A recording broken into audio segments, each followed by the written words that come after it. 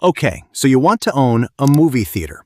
Find a building, install the seats and projectors, sell tickets to every new release, and watch people come back every Friday and Saturday with money to spend. Simple. A good film opens, the rooms fill up, and the business takes care of itself. Except, almost none of that money comes from the movie. The ticket barely covers what the studio takes off the top. The real business starts at the counter, in the seats nobody expected to matter, and in the gap between a full house and a break-even one. The screen is already there. The movie is already made. The concession line is moving. What could possibly be complicated about charging people to sit in the dark? But before you start counting ticket stubs, picture the capital already committed. Opening or substantially rebuilding a 10-screen theater can put roughly $5 million to $15 million on the line before the first customer walks in. That is the kind of number behind every sold-out showing, and it is not printed anywhere on the ticket. Some of it is easy to see. A 10-screen theater may occupy 35,000 to 60,000 square feet on land you own or under a lease that can run 15 to 25 years. It needs projectors, servers, screens, sound systems, seats, HVAC equipment, kitchens, point-of-sale terminals, and miles of wiring. A multiplex is not a screen with some chairs in front of it. It is a small hospitality operation attached to a highly specialized building. Then, the total starts breaking into numbers that feel less cinematic.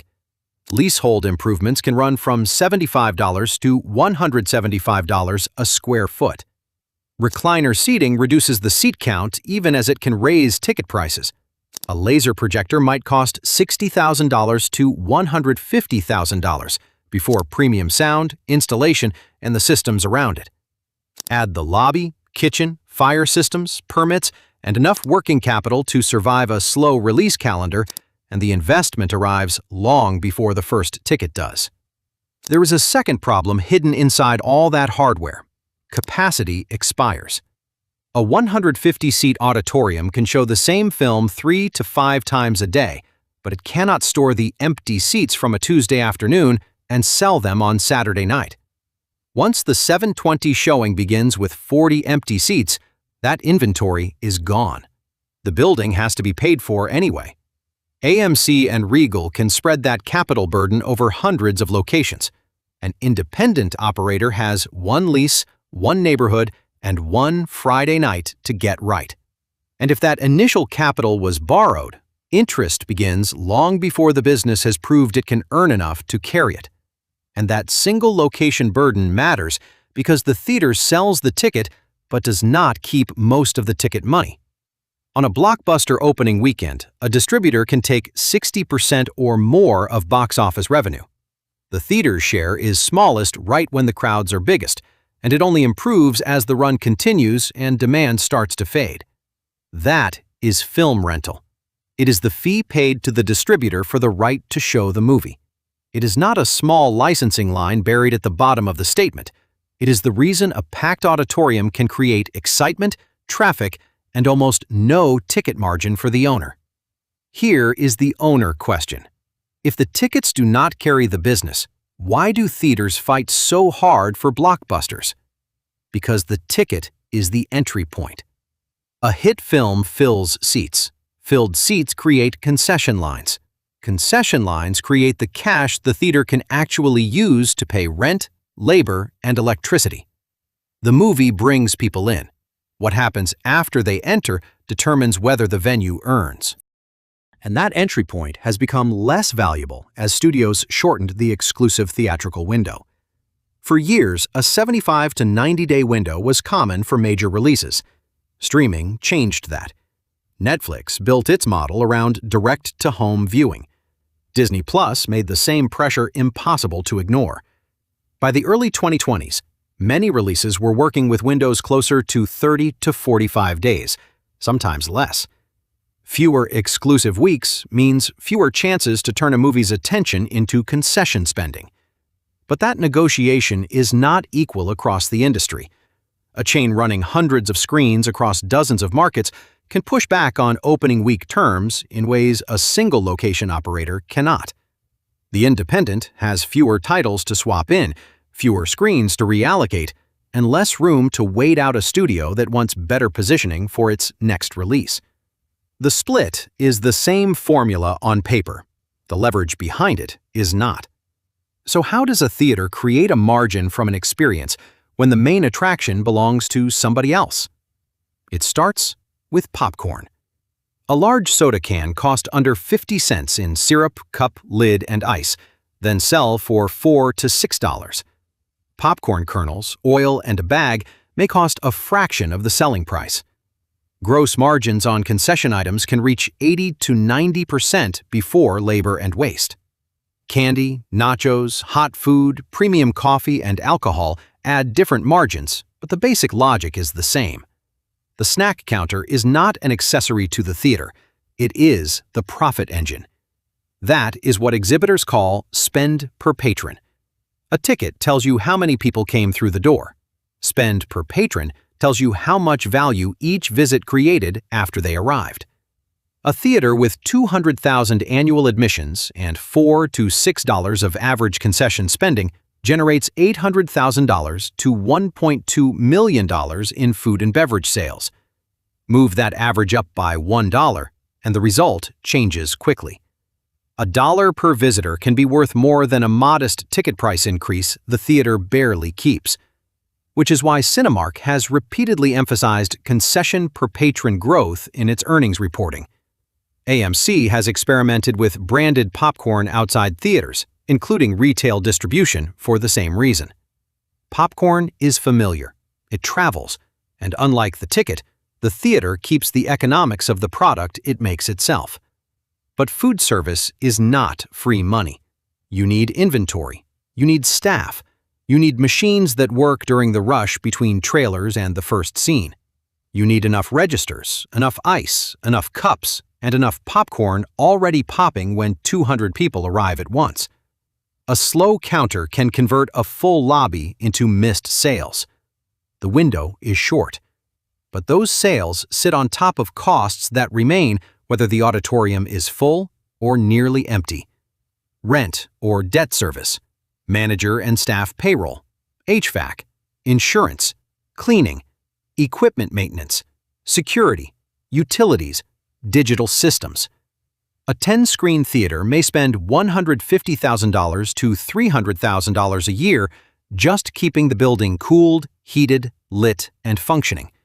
You cannot turn off the air conditioning because the 2 p.m. showing is weak. And that cost base is less flexible than it looks from the lobby.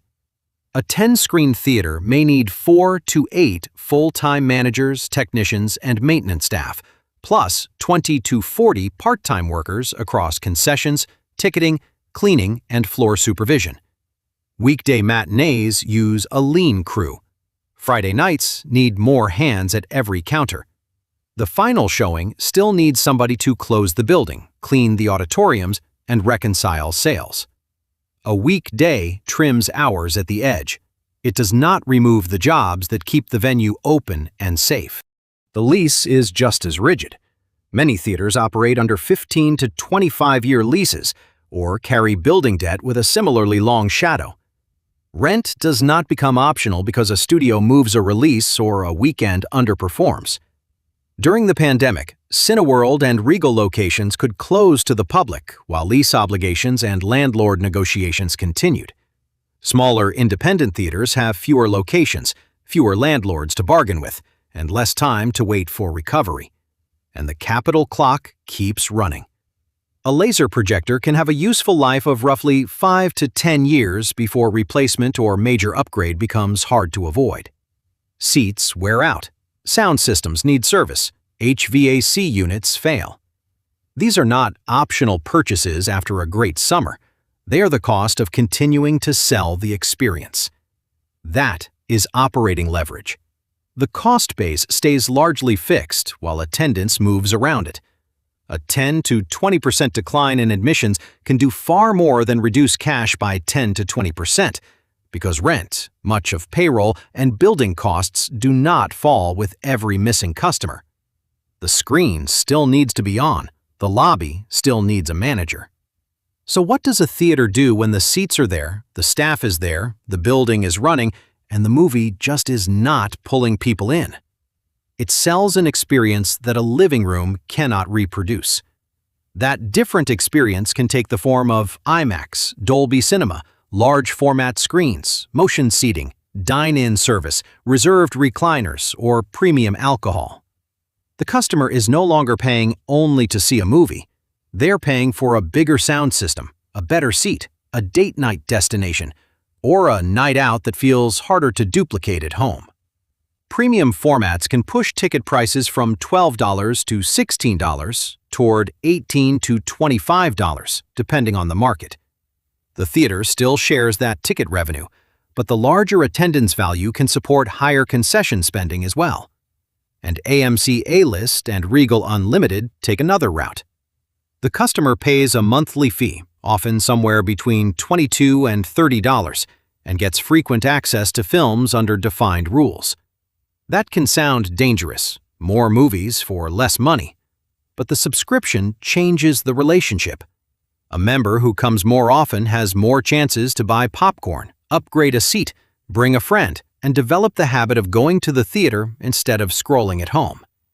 In both cases, the theater is trying to convert an occasional transaction into recurring behavior. That is the moat, not the projector. But even recurring behavior cannot protect the owner from events outside their control. A studio can move a release date. Two blockbusters can collide. A weak slate can leave screens empty for weeks. Bad weather can erase a holiday weekend. A labor strike can delay the films that were supposed to arrive next season. And a pandemic can close the doors completely while the lease remains very much open. That is what happened when Cineworld, the parent company of Regal, filed for Chapter 11 bankruptcy protection in 2022 after pandemic disruption, debt pressure, and a slower-than-expected recovery in attendance. That was not simply a story about bad popcorn economics. It was a capital-heavy network confronting an abrupt loss of the gatherings that made its fixed costs bearable. AMC faced that same existential moment in 2020 and 2021. Its survival story became unusual because retail investors turned the company into a meme stock phenomenon and helped it raise enormous amounts of equity capital. The crowds online became part of the financing structure. Strange, but real. The company gained time. Time is often the most valuable thing a theater operator can buy. So how much time does a local owner have when attendance falls? Let us run an illustrative 10-screen theater through a good year and then a more realistic one. In a good year, for that illustrative theater, total box office is $2.5 million. The theater retains about $650,000 after film rental. Concessions produce $800,000, and other revenue adds $100,000. Total operator revenue is about $1.55 million. Rent, payroll, utilities, supplies, and operating overhead total about $1.2 million. After $100,000 to $150,000 of debt service and equipment reserves, owner cash lands somewhere between $200,000 and $250,000. A good year, not effortless. But in a realistic year, the arithmetic changes fast. Box office falls 20% to $2 million. The theater keeps perhaps $500,000 after film rental. Concessions fall to $640,000. Other revenue slides to $80,000. Total operator revenue becomes about $1.22 million, and costs barely cooperate. Food costs fall, but rent remains $300,000. Payroll only falls from $340,000 to $310,000. Utilities, repairs, insurance, and systems keep the total near $1.12 million before debt. The theater has only $100,000 before debt and capital needs. Add the same $100,000 to $150,000 of debt service and reserves, and owner cash is around break-even or negative. A theater can still look busy on Friday night, while a modest attendance drop removes nearly all of the year's cash. That is the real economics of owning a movie theater. You are not buying a machine that projects films. You are buying a place where films create traffic. Traffic creates dwell time, and dwell time creates a chance to sell high-margin food, drinks, upgrades, and repeat visits. The upside is real with a good location, disciplined occupancy costs, premium experiences, loyal local audiences, and strong concession conversion. The best theater may not have the most screens. It may turn every crowded lobby into a customer relationship and every visit into more than a ticket. But studios take the first share. Streaming competes for the same evening. The building is expensive. The release calendar is unpredictable. When the audience stays home, the projector does not become cheaper. The audience sees an evening out. The owner has to see the habits, margins, and reasons that make people choose to come back.